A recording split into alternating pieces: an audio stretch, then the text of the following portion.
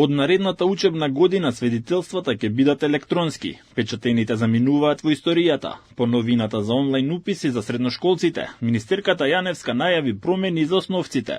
Образованието на пат целосно да се дигитализира. Свидетелствата електронски ќе се преземаат од средните училишта до кои учениците поднеле електронска пријава за упис, за на тој начин да биде проверен успехот и останатите критериуми. Новитетот ќе биде воведен до година за да можат учениците и родителите да се адаптираат, а министерката очекува дека барем 80 до 90% од свидетелствата да бидат во дигитална форма. Децата и родителите немаат потреба да го имаат свидетелството во раце, освен што може би тоа е начин некако социјално да се дружат, да се пофалат, да се израдуваат, па некои да се разочараат за да вложат повеќе труд.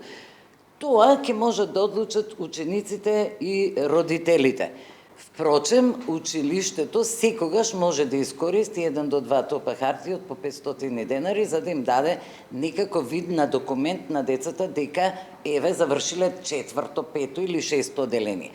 Бидејќи системот може да ги повлече кон средното електронски, они де факто немаат потреба од тие свидетелства.